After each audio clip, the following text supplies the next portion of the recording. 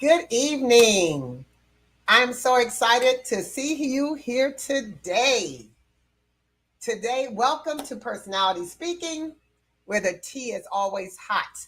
My name is Karen Ward. I'm an advanced certified personality trainer and speaker. I'm a personality coach.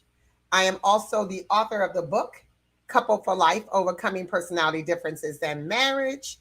And I'm here each week at 7 p.m. Eastern Standard Time, live and in color. And I hope that if you like this type of content, that you will like, you will share, you will comment, and you would subscribe to this channel so you can get the latest episodes. This show is helping you to build healthier, stronger relationships by understanding each other's personalities, because we all have some really different personalities, folks. We focus on the four personality styles that was developed by the late world-renowned Florence Littauer. And those four personality styles are the popular sanguine, the powerful choleric, the perfect melancholy, and the peaceful phlegmatic. I am the two extroverted personality styles, which means I get my energy from you. And there are two introverted personality styles, which means you get your energy from within. I am bi personality. My personality style is the popular sanguine primary, and my secondary is the powerful choleric. We're going to be talking about that choleric tonight, y'all. We're going to be talking about decoding the choleric mind, unleashing the power within. We call the choleric powerful because everything about them comes off as powerful. The way they communicate, the way they walk, the way they address people, the way they show up in the world, all comes off as powerful. So that's why we call them the powerful choleric. If you want to learn more about the four personality styles, you can go to my website, Beyond Two. That's BeyondTwoLLC.com, Beyond2LLC.com. You can go there on my website to learn more about the four personality styles and to also purchase a personality assessment to assess your own personality. In addition, you will be able to book me to add a little personality to your events.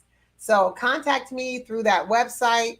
My number's on this site, my contact information. You can contact me through the the contact page on my website. So anyway, I want to get started. I have a lot I want to talk to you about. This particular personality style is what I consider the most misunderstood personality style. And they're misunderstood because they're point blank and a matter of fact, and people just don't get us. And a lot of times we hurt people's feelings and we don't realize we're hurting your feelings.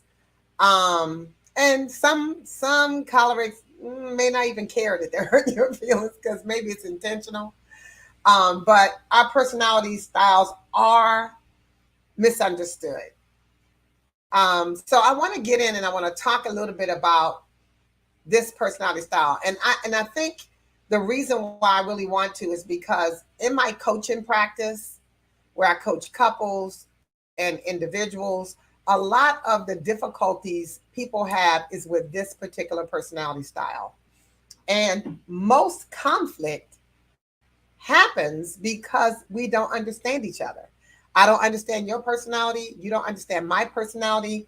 And therefore, we think what you're saying is meant to be hurtful intentionally. We think you're rude and abrasive and all those things that come along with misunderstanding each other. So I'm hoping that you will get a lot from this particular training because it's one that is well sought after when I talk about this. When I do couples training, there's typically a choleric in the mix, and that tends to cause a lot of conflict. So I did a slide point presentation. I sure did, just for you. All right, so let's talk about the powerful choleric. First of all, the reason why we call it the powerful choleric is because they're powerful. Like they are a very dynamic personality style. And the powerful choleric's basic desire is to have control. They seek control in everything they do. Hey, Alicia, welcome. They seek control in everything they do. They want to control themselves, but they also want to control you. It's not intentional, it's the way they are wired. But they also control people by the threat of anger. If you make a choleric mad, you will know it. They are loud, like me. They tend to get you straight, or as my daughter would say, they will get you together real soon, real quick. And they don't care if they get you together in front of somebody.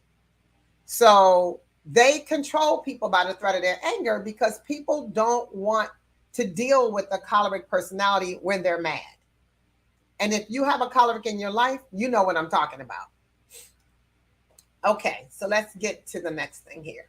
So let's talk about the emotional needs of the choleric personality. The choleric personality needs a sense of control over everything they do. Now, I always tell this story when I speak because my husband is primary choleric and secondary sanguine, and I'm primary sanguine and secondary choleric. And I always say we're like, when we're sanguines, we're having the most fun, on vacation, enjoying our life. Like we went out this weekend to our friends who had a birthday party, and we had a nice time there. And then we went to a fight party, and we just had the best time together. Now, when we are both trying to seek control, we're like two bulls in a china cabinet. Everybody's right. Everybody needs to seek, be the one in control. Is my way or the highway, all of those things. So my husband used to work with me in my nonprofit when I ran my nonprofit, and he was what I called my facilitations manager. So he would handle everything behind the scenes. And the way we manage our cholericness in ministry together was that I control the platform. So what I presented, how I wanted to see the audience, how I needed the audience to be facing me or to have their backs to the door, whatever, I would give him that input. And then he would take over from there. He would design the room to meet my specifications, but to make him happy and know that it is running in the most efficient way. So we were able to figure out how to manage both of our cholerics working together in ministry. But as I said, cholerics need a sense of control. My granddaughter, I have three granddaughters.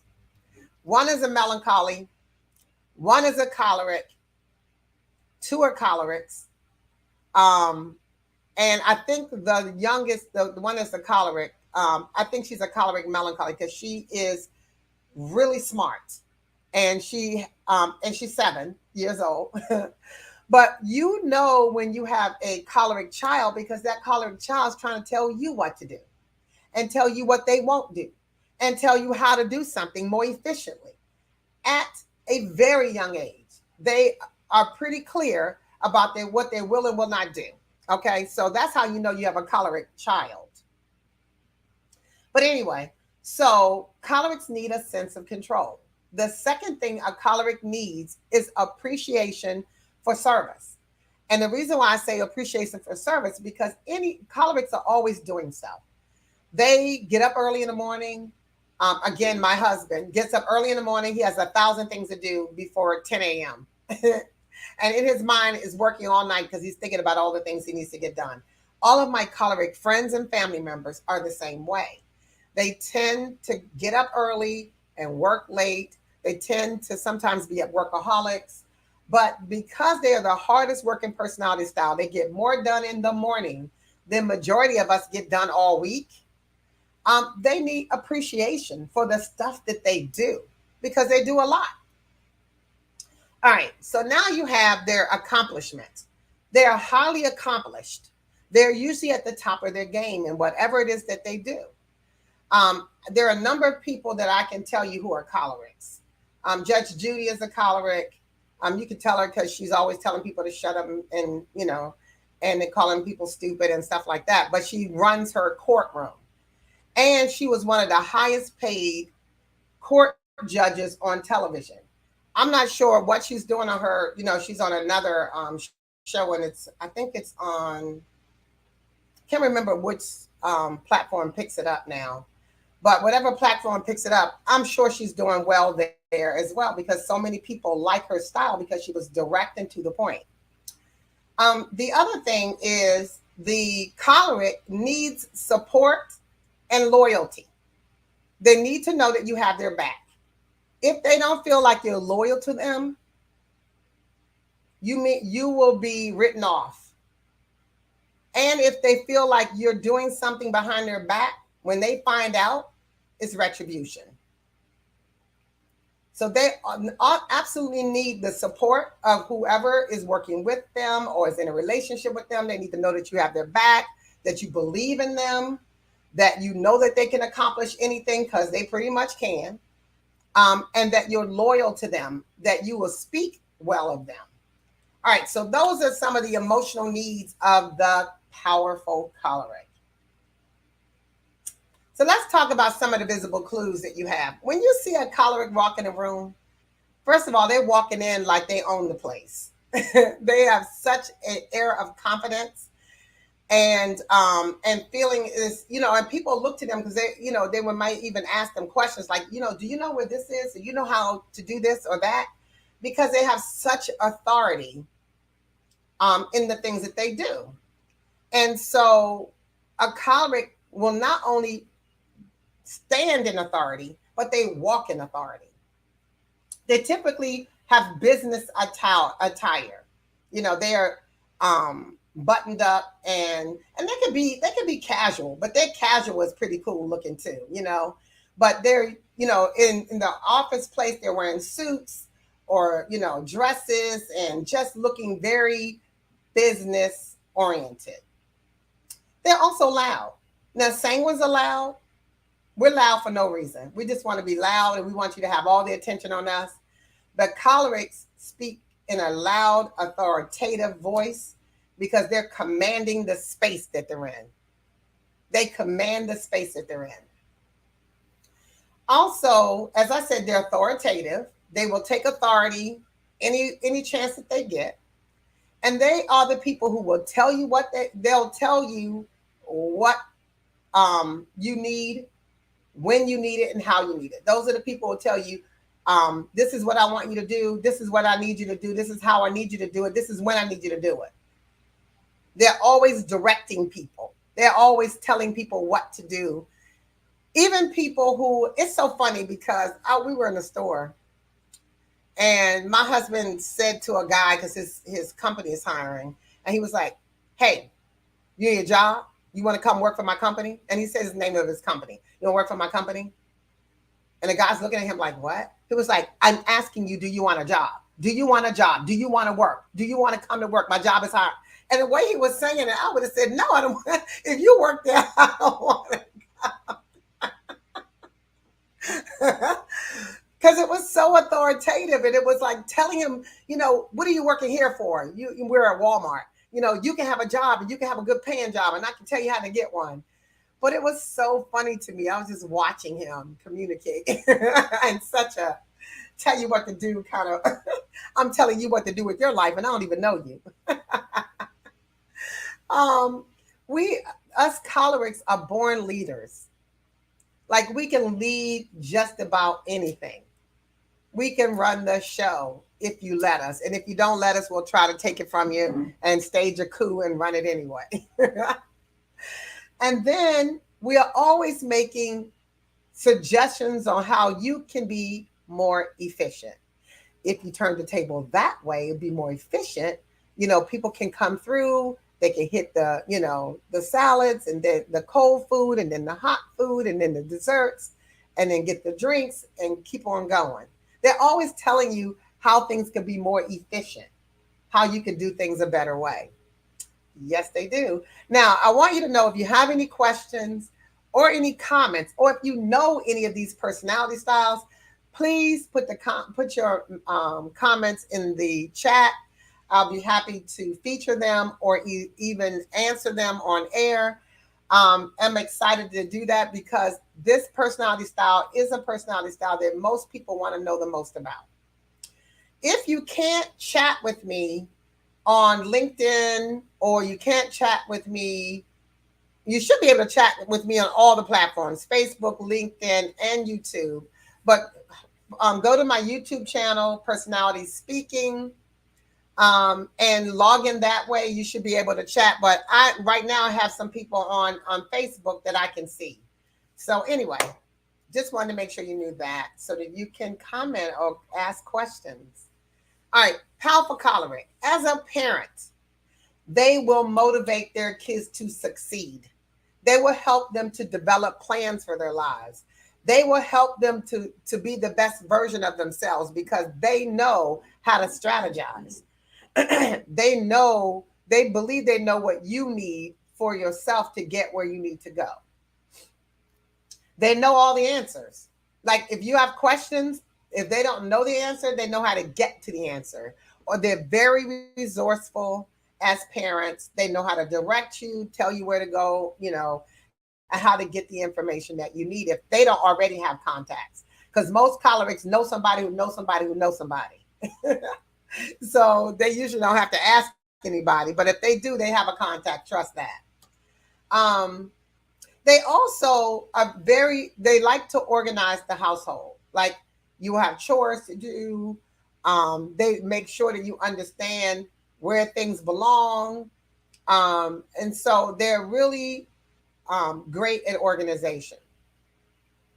And they really will give you sound leadership advice, how you could be a leader. Now, some of the funny things about that is not every person is excited about leading or being a leader. Every personality can be a leader, but not every personality is excited about being a leader. So if you are a choleric parent, you have to be careful not to push your children in a direction that is not their personality, but is yours. All right, let's talk about that powerful choleric at work. A born leader. They usually assume leadership roles at any company, or a lead on a project. They will assume that. So you can count on the fact that they will be leading. I remember a long time ago when I was working for a major corporation, and my manager was in charge of doing governance calls. So the governance calls was about um, looking at every facet of the organization and seeing if we have any breakdown in customer service and how we can address it. And so my manager would say, Karen, I want you to run this meeting for me. And I was running this meeting one time, and this guy walked in, and I looked at him and smiled. He was a new sales rep. And he sat down, and after the meeting, he was like, Karen, and he called me by my maiden name. And I started laughing, and he said, of course you would be in here running everything. So he saw my choleric even years ago when we were young, because I think I knew him probably in high school. So anyway, the choleric is also, they like to establish goals.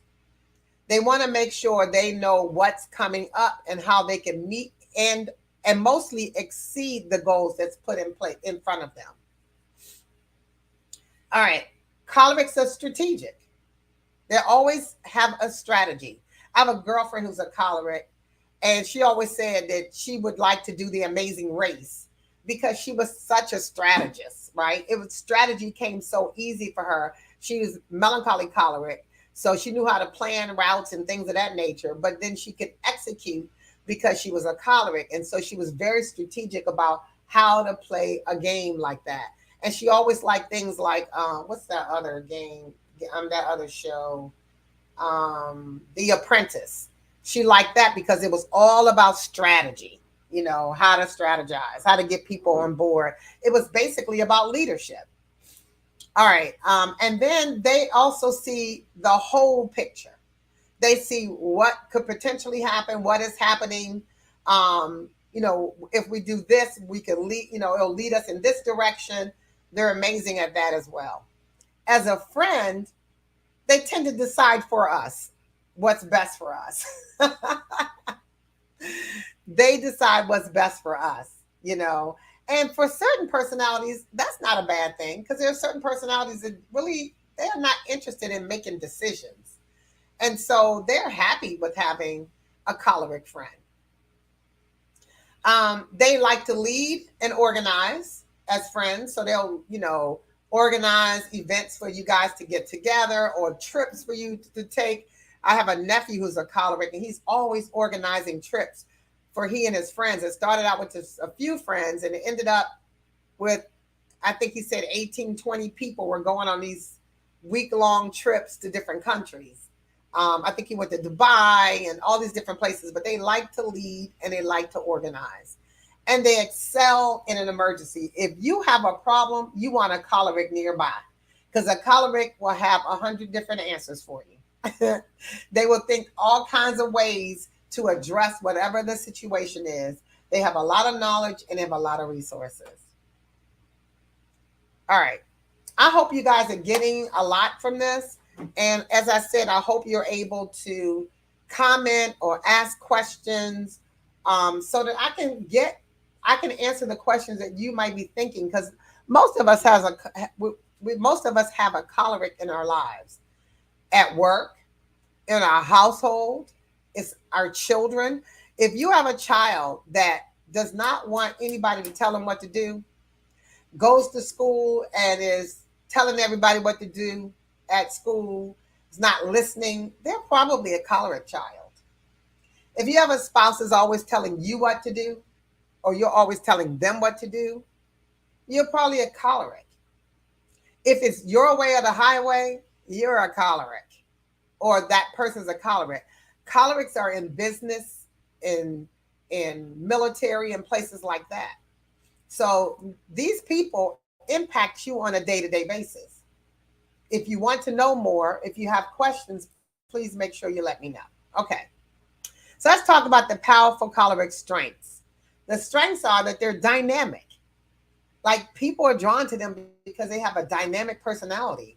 They find themselves in politics and stuff like that because people are drawn to them. They like to right others' wrongs. When they see a cause, they're going for the cause. They want to make sure that they can address the issues that people are having in society, in their homes, at the workplace, wherever.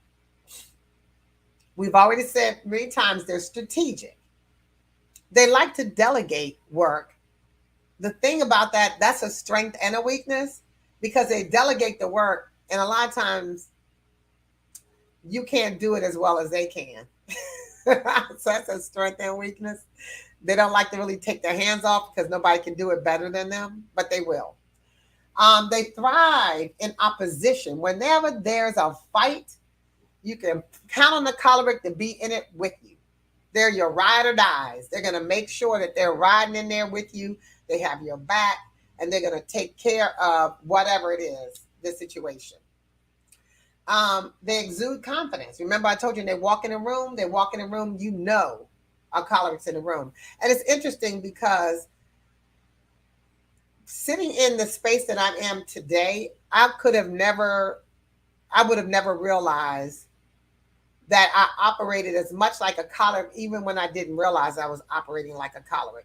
For instance, I would be in a meeting and I could hear my heart pounding when I tried to speak because I kept thinking negative thoughts, right? Or limiting thoughts. And I remember saying to somebody when I did speak, I said, I could hear my heartbeat pounding in my ears. Like I could hear, I was so scared. And they were like, you could not tell it. And I said, what do you mean you couldn't tell it? They said, you came off as if you were very confident in what you were saying and what you believed. And, nobody could hear. I said, I could hear my voice shaking. And she was like, I couldn't hear that. And so we are confident even when we don't even realize we're confident. And we can run anything. You give us a task, you give us a situation, we can make it happen. With a make it happen personality style, the cholerics. Okay. All right. And I just wanted to say this too, because I've talked about this before. In certain environments where I've heard the word choleric, people say choleric. right? The word is choleric. It's from the root word cholera. Okay. And so it's funny because I've taught this for many times, and I hear people, even though they hear me say it, they'll still say choleric because they're so used to it. But I was the choleric person too before I became advanced certified, and or before I became certified and then advanced certified. I remember sitting in the meeting. This is a choleric for you. I remember sitting in the training to be certified to teach this and hearing the woman keep calling it choleric and saying to myself, okay, the next time she takes a break, I'm going to explain to her that the word is not choleric, but it's choleric. This is a woman who developed this program for 30 years. And I'm telling her as a choleric how to say the word choleric. And I was getting ready to when she explained the word is choleric from the root word cholera. And I said, oh. And I've never said it wrong since. But anyway, all right. Let's talk about the weaknesses of the powerful choleric. Some of the weaknesses of the powerful choleric is that we have little need for friends. I don't because I'm sanguine first. I have a whole lot of need for friends. so we're clear about that. But cholerics, for the most part, have little need for friends. They can live with you, live without you. They have a small group of friends. They may know a lot of people, and they may be friendly with a lot of people. But their circle may be small because they could do without friends. They're not the people who they care more about the task at hand than they do people. And so when you're working with a choleric, they don't care about your weekend. They don't care about how much fun you had. They don't care about your feelings. They care about the work and getting things accomplished and exceeding the goals. And unfortunately, sometimes it comes off that way. All right. They can also be very domineering. We talked about that, how they can be very domineering and telling people what to do, how to do it, when to do it, where to do it. They also like to decide for you. They don't want to tell you what to do or make decisions for you. You go out to dinner, they want to tell you how to eat, what you should eat and why you should eat the way you eat. And it's so interesting. I'm doing something with my life now. I've been doing it for a while. And as a result of that, I have lost almost 80 pounds. And in my head, my choleric head wants to tell people what to do. But I don't. I humble myself and I recognize everybody does whatever they do for themselves, and they should make decisions for their own life. Now, if somebody asks me, sure, I'll tell you, no problem. But I'm not going to do that myself. Thank you, sweet Foxy Soul. And she said, by the way, congratulations, you look amazing. I appreciate that.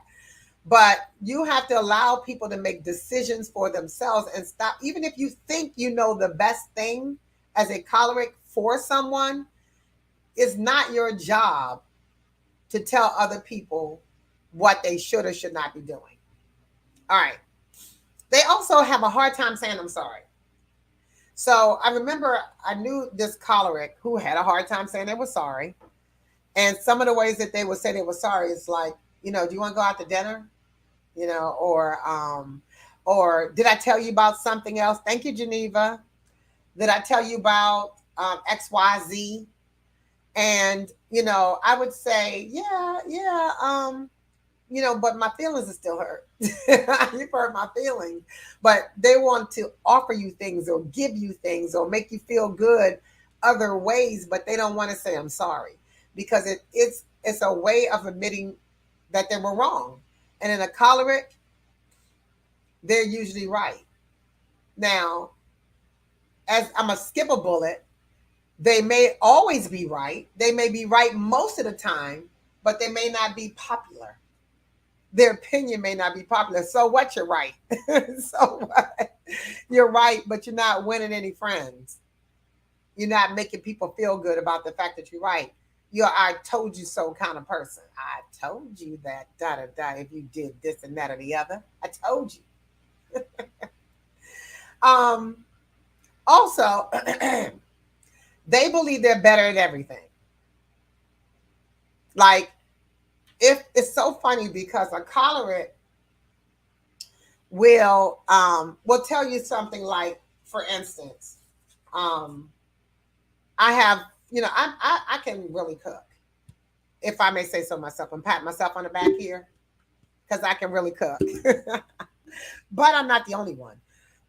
All of my sisters and brothers can cook. My mother, before she passed away, could cook. My father was a grill master. So we could all cook. But sometimes somebody would say, "Oh, man, that's a bomb steak, but your steak is not as good as mine." Thank you, Geneva. Geneva said, "Yes, you can." um, okay, let me put this up. Sweet Foxy. My son is like this. After watching my channel, you realize that you need to better understand your kids, especially now that they are teens. Just turned 13. Yes, ma'am. And this is why I do this, because it's not just about understanding your significant other. It is about understanding everybody you come in contact with, because our personalities are the lens by which we view the world. My family members on here, and she said, Brandy said, and I need some pasta salad right now. My daughter's harassing me to make some. So anyway, but we tend to think we're better at something than someone else. All right. Cholerics in relationships. Now, I'm going to talk about some more strengths and weaknesses and some tips to overcome. But I needed to pop this in and talk about cholerics in relationships. And the reason why I did this is because I get this. I teach a course called, excuse me, Coupled for Life. It's the same as the book. And I teach the course to help people understand their mate's personality, but understand your own first, and then the personality style of your mate.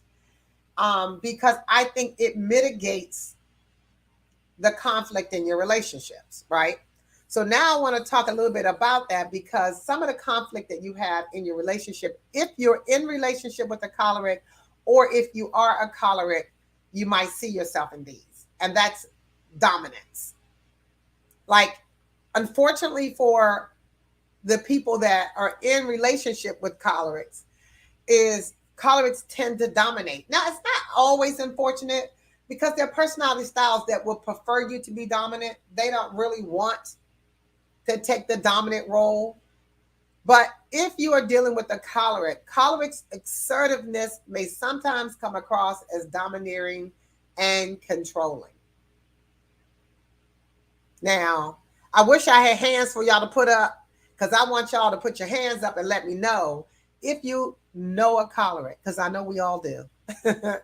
We all know a choleric that comes off as very dominating and controlling. And they can intimidate their partners. They can intimidate their partners. Partners may feel afraid to communicate to you because they feel overwhelmed by your aggressive communication, curt communication. And you really are just matter of fact. I talk like that all the time. It's so funny because I forget how loud I am. I'm always being reminded by people who love me and some who really don't love me that much. But I'm always being reminded about how loud I am. So I'm not only am I loud, but I'm also a matter of fact. I'm not sure what, you know somebody, Sarita. I hope that's what you're saying, and not that I'm loud. But I'm a matter of fact. So sometimes I'm talking and I'm just making my point and I'm passionate about whatever the point is, but the person is taking it personally as if I'm attacking them, because that's who I am. That's how I am. So I have found myself shrinking down, not talking as much, not saying, not trying to be so aggressive in how I communicate. Like I also say things like mine, like this is my, like for years, and I still slip up and do it. I would say this is, you want to come over my house, and my husband sitting there and say, yeah, I just stay there. I don't, that's not my house. I just stay there. But I'm always saying, and for years I used to say to my girlfriend, oh yeah, my church, da da da, my church. She said, girl, that's not only your church. Like my church is a mega church. It belongs to all of us. So that's some of the other things we do. Oh, you do know somebody, Sarita. I know. Geneva says, my secondary is choleric, and I'm less controlling as I get older. Probably because my energy level is decreasing. It might be because being a choleric is exhausting sometimes. But I also think that some of those things change based on growth, right? As you learn to humble yourself and people, as you really learn yourself and recognize the impact you having on others, that can change how you present to others, right? So some of those things can help you switch how you present. And so it could be that you're getting older. I say older doesn't always equal wiser. That's why I think not older, but maybe wiser. You're getting wiser and you're recognizing that certain behaviors have to be a little different. All right. Insensitivity. Oh, yes. Geneva, this is absolutely one of the ways your closer relationship with Jesus has helped you too. Absolutely. Any and as I've said before, this is not a faith-based show, but I'm a Christian and I'm unapologetically a Christian. And so I don't mind when people make comments, and I also give scriptures as a part of this show because I know that I have a lot of believers who follow me. And so I'll give you scripture references to help you support your ability to build healthier relationships because it works for me. So I'm thinking it's going to work for you too. All right, insensitivity is another thing that cholerics have to deal with. Cholerics may prioritize their goals and opinions over the feelings of their partners. So what I think and feel is more important than what you think and feel sometimes. So until we grow and not thinking about ourselves first and what we think and how we feel and how true it is for us and how right it is for us, and start thinking about, well, how does this impact my partner? We are going to look as if we're insensitive to our partner's needs, even though we think we have the partner's best interest at heart. So what? You have my best interest at heart. If I don't feel like you're listening to me, I don't feel like you hear what I'm saying and you understand what I'm saying. And two people can be right about the same thing. Happens all the time. You can look outside and not say it's partly sunny, and somebody else says it's partly cloudy. Both of them can be the same, right? It can be partly cloudy and partly sunny. So yes, two things can be true about a thing. So to just say, I'm right, and since I know I'm right, and you stand on that, you're going to cause your spouse to feel like you're insensitive and you don't care about their feelings. All right. They also have difficulty with being vulnerable. Cholerics believe being vulnerable is a sign of weakness. It's a sign of weakness. It's not. We struggle with showing vulnerability and emotional openness. And that stops us from having the kind of connection we want with somebody. And a lot of reasons why we do that is because we're hard on the outside, but a lot of us are pretty soft on the inside. And so the same thing that we might do to somebody else gets done to us, and our feelings are hurt and we're cutting you off. We'll cut you off in a heartbeat. I'm sorry, you guys, I'm getting a little dry here. All right, let's talk about the communication style. Remember, I say that we're a matter of fact, but we're straightforward, we're to the point. Sometimes people consider us blunt, abrasive, curt in how we communicate. which certainly is going to be challenging to partners who are sensitive. Like the melancholy is very sensitive. The sanguine, we act like we laugh off everything, but we're really sensitive. The phlegmatic holds it in. They get their feelings hurt, and you won't even know that you hurt their feelings because they're not going to tell you because they want to avoid the conflict. So let's talk about a few tips for cholerics in relationships. You need to learn to practice empathy because a lot of times we don't empathize with people because we think we're right? So you need to understand your partner's feelings and perspective. And the only way you know that is to ask your partner, how did I hurt you? How did what I say, is it how I said it? Is it what I said? Is it that I didn't allow you to communicate? And you have to listen actively and show emotional support. Baby, I'm so sorry. I didn't realize I had hurt your feelings.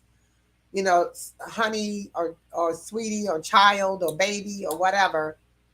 What can I do to make it better for you? I'm listening. I'm available to you. You have to be more vulnerable. You have to communicate with tact. Remember I said we're matter of fact. We just say what we want to say, how we want to say it. We have to communicate and be more tactful in how we communicate. Because it's if we stand still, be mindful, and we process what we're going to say before we say it, and then we soften our tone a bit. So we lower the volume because our voices are usually very commanding. Actually, I don't think I've ever met a choleric that doesn't have a commanding voice. Never. But anyway, and we choose what we say out of our mouths because we're processing it. We're processing the impact it's going to have on the listener. We're making sure that we're saying the words they're not inflammatory, right? And that can intentionally hurt your partner's feelings. Or unintentionally, not intentionally, but unintentionally hurt their feelings. Because when we talk to people, a lot of times it's not our intention. If it's our intention to hurt you, we're going to let you know it's our intention to hurt you. But typically, when we're in a relationship, that's not what we're seeking to do. You have to learn to show some vulnerability. If you are able to be emotionally open, which is very difficult for a choleric because it leaves them open to be wounded. And if they've ever been wounded, it's hard for them to open up and be vulnerable with you. But if you want to ever have a deeper connection with your significant other, you have to get to a place of trust. And you can't build a connection, you can't have trust unless you can be more vulnerable and open and showing people that, yeah, it's okay. If I'm going to be vulnerable, you can be vulnerable. And you should be able to seek feedback, right? Ask your partner to give you feedback. What are you thinking? How do you feel about what I said? And just be quiet and allow them to communicate with you and tell you exactly how they feel, because they need to feel like the respect is mutual.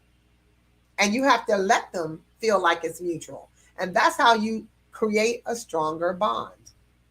I hope this is making sense to you guys. All right. So I'm gonna go through some of these. These are some of the other strengths outside of just regular relationship stuff. But I wanted to cover the relationship because people always ask me those questions about relationships. All right, choleric strengths in other choleric strengths in relationships is their leadership.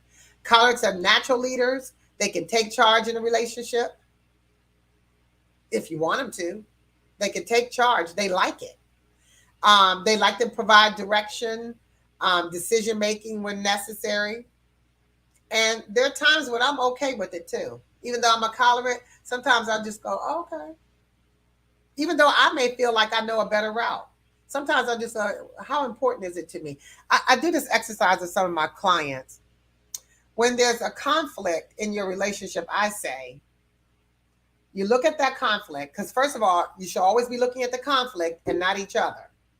So if the conflict is about money, money is the problem. I'm not the problem. You're not the problem. How we deal with money is the problem. Okay. And that's what we focus on. So let's just say my spouse wants to buy a car, which he always does. Wants to buy a car. And it's important to me, or it's not important to me, but it's super important to him. So I say on a scale of 1 to 10, how important is it to you that we get a car? And, you know, taking in consideration these factors.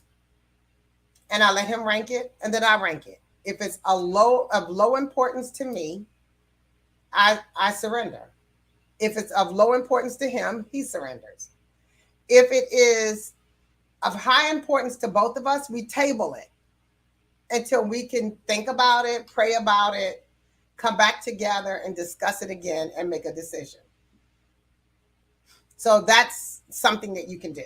All right. Determination. We're always persistent and dedicated. We make our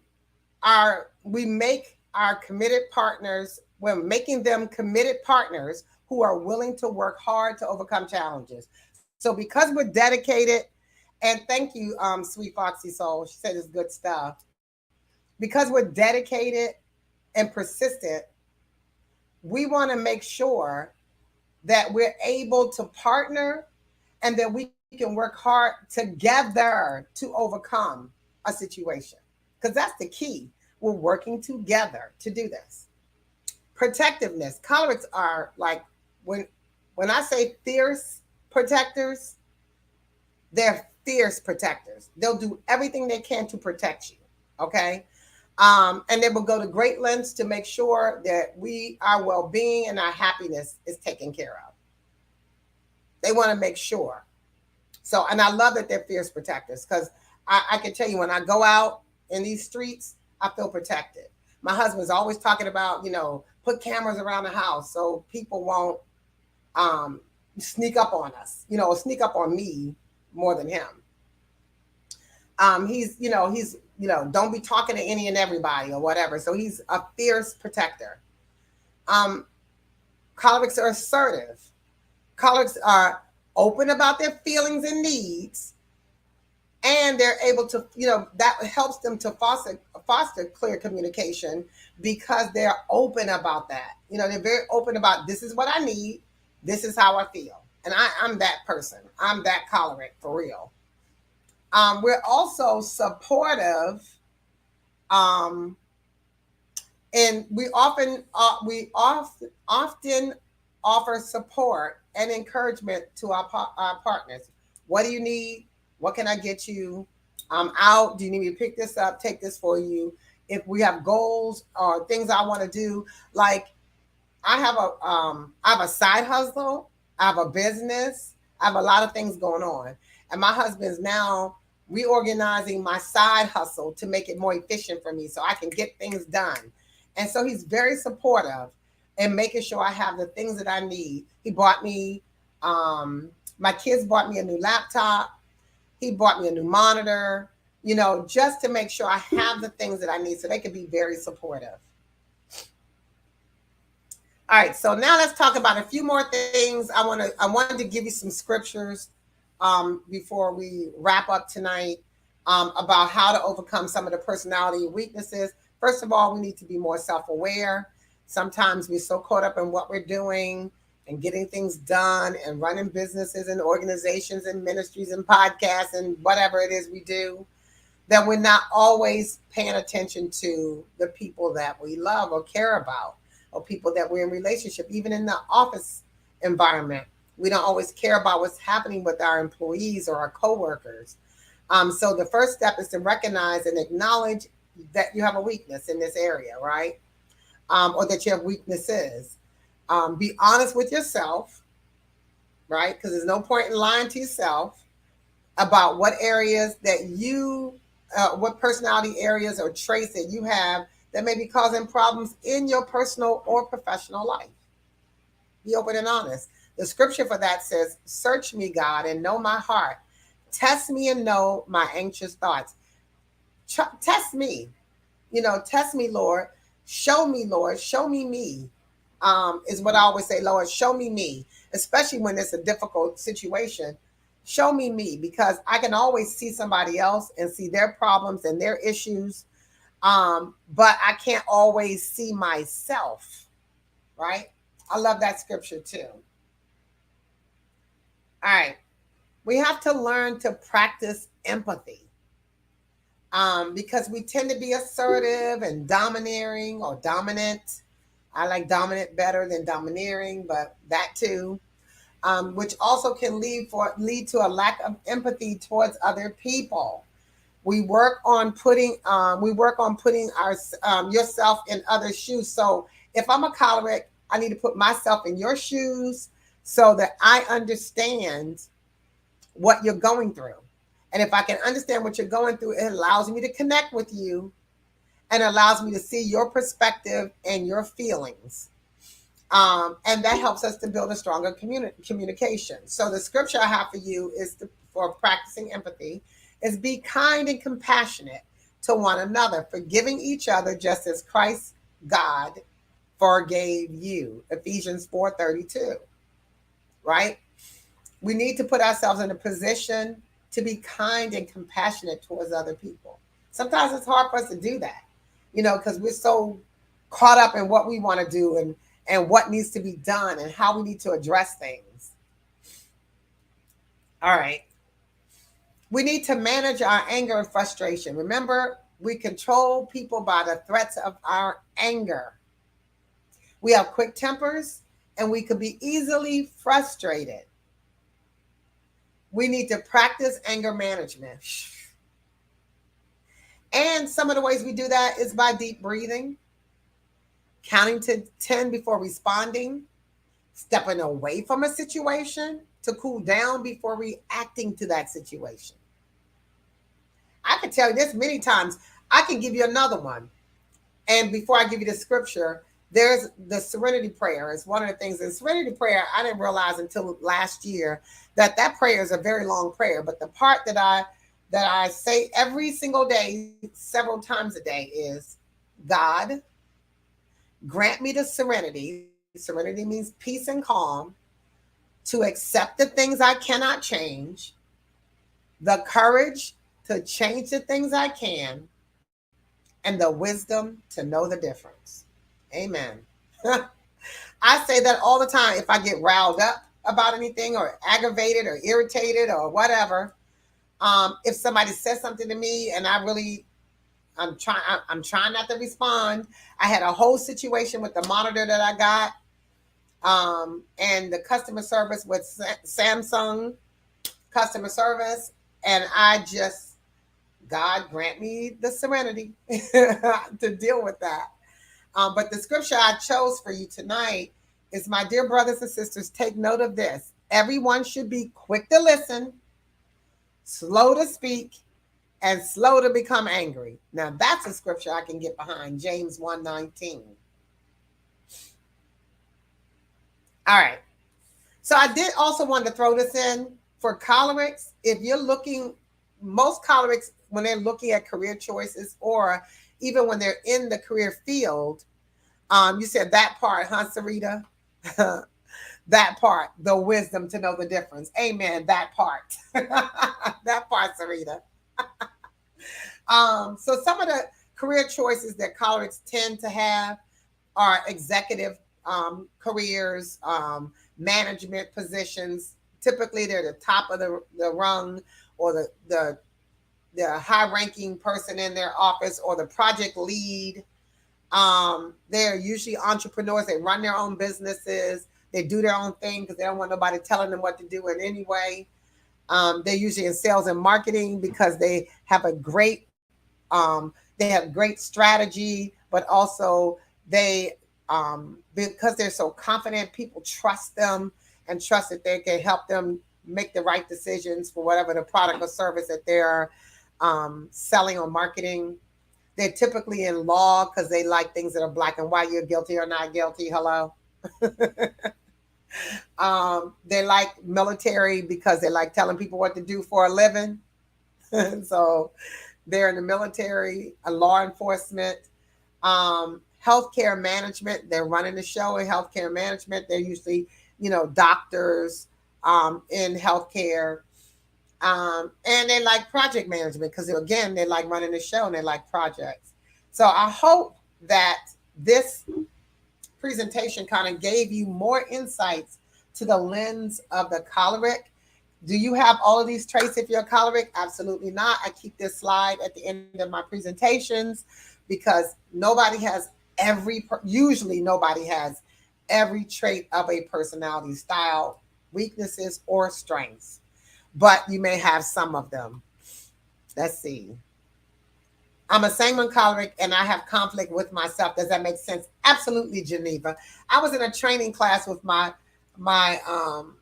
late girlfriend, Dr. Celeste Owens, who I love, love, love, and still love, and will love until infinity, and who I desperately miss. But I was in a training class with her, and I said to her, I have conflict within myself. I'm a sanguine that wants to have fun. I'm a choleric that wants to be about business.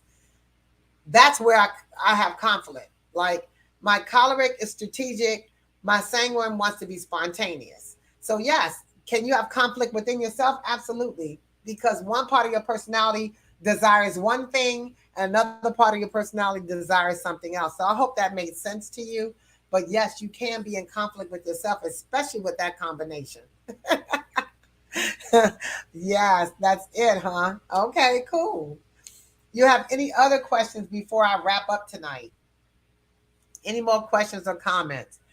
I'm so excited that next week we're going to be talking about the phlegmatic, which is the fourth and final personality style. It's the other introverted. So I've covered the popular sanguine, which is an extrovert. Tonight I covered the powerful choleric, which is an extrovert. Last week I covered the perfect melancholy, which is an introvert. And next week I cover the peaceful phlegmatic, which is another introverted personality style. So I want to give you this little video to kind of introduce. We'll let it play again for you.